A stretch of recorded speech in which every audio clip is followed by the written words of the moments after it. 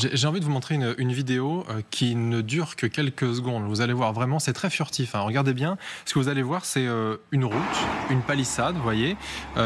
C'est dans le noir. Ce qu'on sait, enfin ce qu'on croit savoir, en tout cas, c'est ce que dit un groupe ukrainien militaire, c'est que derrière cette clôture, il y a en fait un système de défense extrêmement perfectionné. On se trouve ici dans la région de Sotchi, c'est-à-dire évidemment au sud de la Russie, au bord de la mer Noire, la fameuse mer Noire dont on parlait tout à l'heure. Ce système de défense aérienne serait ni plus ni moins que celui utilisé pour protéger la villa de Vladimir Poutine, elle aussi du coup située dans la région de Sotchi. Ça se trouve à quelques encablures de là, vous voyez sur cette carte. Une villa dont on vous a d'ailleurs déjà parlé ici à LCI, puisque c'est une villa absolument énorme. Vous allez en voir la photo dans quelques instants. Une villa absolument énorme avec évidemment tout le confort de rigueur pour Vladimir Poutine, avec j'allais dire des moyens de sécurité évidemment extrêmement importants.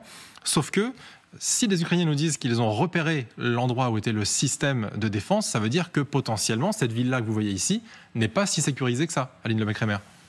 Oui, et le groupe dont on parle, c'est pas exactement un groupe militaire, c'est le groupe Atesh, qui a été fondé par des Tatars de Crimée, historiquement, dès septembre-octobre 2022, et qui participe très activement à la résistance ukrainienne. Ils sont en contact avec l'état-major ukrainien et ils aident énormément en termes de renseignements humains, en termes d'information, en termes de collecte de données, en termes de géolocalisation de tout ils ont été fiables par le passé. Absolument, et ils sont impliqués dans des coups d'éclat de l'armée ukrainienne en Crimée, notamment les frappes qu'il y a eu sur le fameux QG de la flotte, la grande flotte de l'armée russe en mer Noire. Donc ils sont un groupe qui est extrêmement actif. Il y en a d'autres.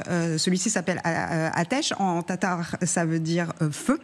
Il y a aussi les rubans jaunes. Il y a aussi les furieuses Mafka, un groupe de femmes en fait qui s'organisent dans les territoires occupés. D'ailleurs, c'est en Crimée, dans les territoires provisoirement occupés. Et de rappeler à quel point ces groupes aussi ont ce qu'ils provoquent aussi, ce qu'ils génèrent d'espoir aussi sur place, parce qu'ils communiquent aussi à dessein pour dire l'armée ukrainienne arrive, il faut résister, il se passe des choses, vous n'êtes pas seul. Et d'un point de vue du moral finalement des troupes au sens civil du terme, en fait c'est extrêmement important que de savoir que ces groupes sont organisés et peuvent permettre ce genre de choses. Mais justement, vous me dites ce sont des Tatars de Crimée, oui, mais sauf que là ces images qu'on a vues, elles se trouvent pas du tout en Crimée, elle se trouve justement du l'autre côté de la mer Noire, en Russie. Comment est-ce qu'on a réussi à obtenir ces images ? Ils opèrent aussi parce que historiquement, donc ça a été constitués par des Tatars de Crimée, mais ces groupes aussi recrutent beaucoup de citoyens et peuvent agir aussi en territoire russe. Ils sont à l'origine aussi de moultes opérations de sabotage. Aussi, ils sont Atesh, par exemple, ne fait pas forcément dans la dentelle. C'est du gros sabotage. C'est des explosions de dépôts de munitions et de cibles militaires extrêmement pointues. Général. Puisqu'on parle de la vulnérabilité potentielle du président Poutine à une attaque, il faut bien voir qu'il y a 3 niveaux. Il y a le niveau du renseignement, de l'identification, c'est ce qu'on voit là. On a repéré des systèmes. Le deuxième, c'est la capacité de frappe, c'est-à-dire quel drone est capable de frapper à cette distance. Bien sûr, ma prochaine question, vous en doutez bien. Voilà. Et la troisième question, c'est une question politique. C'est les Ukrainiens disposent de moyens d'identification et de frappe. Ont-ils intérêt à le faire ? Et ont-ils intérêt à le faire ? Et là, pardonnez-moi, mais il y a la main américaine derrière. Oui, mais alors à quel moment on va donner l'autorisation de frapper, de vraiment inquiéter le système de défense, je ne dis pas de le détruire, mais de vraiment inquiéter le système de défense de M. Poutine, sachant que pour l'instant, Poutine est l'interlocuteur potentiel pour la paix. Et si on le détruisait, aurait-on une carte de rechange ? Donc il y a ces 3 éléments. Donc là, on a un élément, c'est l'identification. Le deuxième, Sotchi, c'est quand même loin. Mais les Ukrainiens ont démontré leur capacité de frapper très très loin. Donc ils ont peut-être cette capacité. La troisième, c'est la raison, enfin le nœud ou le verrou politique qui permettrait de frapper effectivement ou pas. Justement, sur ce fameux deuxième niveau, Aurélien Duchesne, le fameux niveau de est-ce qu'on a les moyens d'aller frapper sur cette zone précise ? Est-ce qu'il y a des armes qui aujourd'hui permettent de traverser l'entièreté de la mer Noire pour se retrouver à Sotchi ? Alors, les Ukrainiens pourraient frapper avec soit des Sukhoi 300, soit des Beaver. Qu'est-ce que c'est ? Alors, les Sukhoi 300 sont ceux qui ont été utilisés apparemment, des drones évidemment, pardon. Voilà, pour ce que je voulais vous entendre dire. Pour frapper, par exemple, les raffineries à parfois plus de 1300 km des frontières russo-ukrainiennes. Et les Beaver, leur autre intérêt est qu'ils ont été employés, par exemple, pour frapper jusqu'à Moscou. Alors, vraisemblablement, ils ne sont pas partis d'Ukraine jusqu'à Moscou, mais c'est ce qui avait conduit les Russes à prendre une mesure qui relève un peu de la poire pour la soie, c'est-à-dire de mettre des systèmes Pantsir sur le toit de certains ministères et sites stratégiques, ce qui ne servait strictement à rien quand on regarde la défense nécessaire face à des drones tels que les Beaver. Mais quand on regarde en revanche aussi, s'agissant de la villa, le palais de Poutine, il y avait cette fameuse vidéo de janvier 2021 de Alexei Navalny.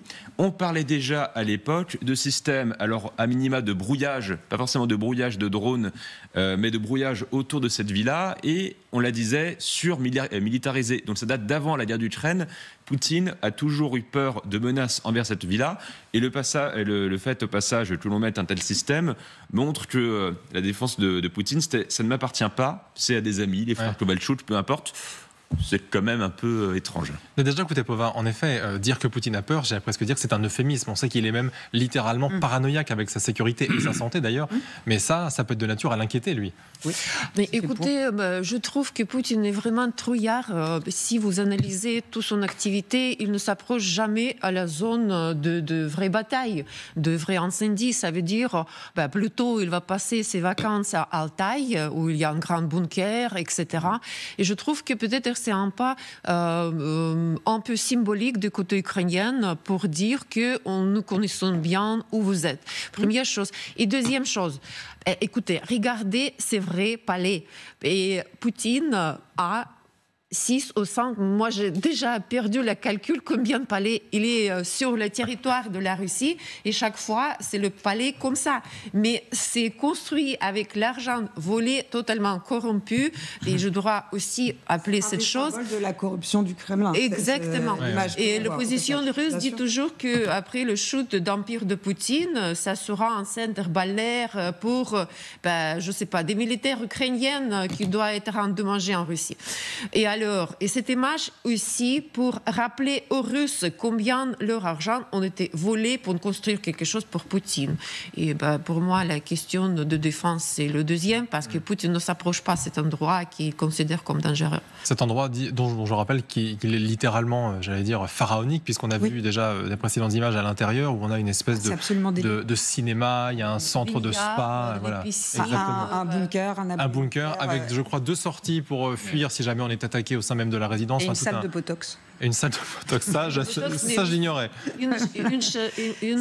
C'est souvent dans les bagages de Vladimir Poutine. Petite église qui a été ajoutée, qui a remplacé le salle de pole dance. Ah oui.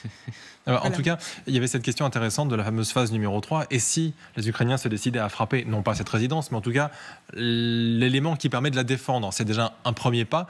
Selon vous, ça n'a aucune chance d'arriver? Les Américains mettraient leur veto absolu? Oui, alors, comme vous le dites, si les Ukrainiens décidaient de frapper, ils ne décideront pas sans l'aval des Américains. C'est une évidence. C'est un objectif stratégique. Il faut se rappeler de la réaction américaine lorsque un radar qui fait partie du dispositif stratégique de défense russe, a été attaqué par un drone. Les Américains ont tout de suite dit, attendez, on ne touche pas à ça, parce qu'on passe à un niveau différent. Il ne s'agit plus de la guerre en Ukraine, il s'agit de la sauvegarde de la Russie. Et donc, on ne va pas le permettre. Poutine est quand même au centre du sujet russe, et donc, aujourd'hui, je ne dis pas que ça ne peut pas se passer, mais aujourd'hui, pour frapper sur Poutine, il faudrait quoi? Il faudrait avoir mis en place un dispositif alternatif. C'est-à-dire que si Poutine était frappé, il faudrait qu'on puisse discuter avec quelqu'un d'autre. Or, aujourd'hui, je ne vois pas ce système mis en place. Donc, je ne crois pas que les Américains, aujourd'hui, permettent une frappe directe sur Poutine, au-delà du fait que vous soulignez, c'est-à-dire que il faut, effectivement, on peut savoir où est la résidence, ça, c'est pas très difficile. Savoir où est Poutine et à quel moment il est vulnérable, c'est un autre sujet.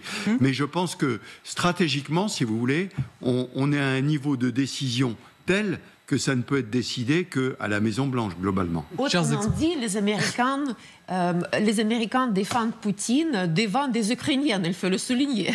Mais je pense que M. Zelensky est d'accord aussi. Il faut discuter avec quelqu'un avec qui on discute si ce n'est pas avec Poutine.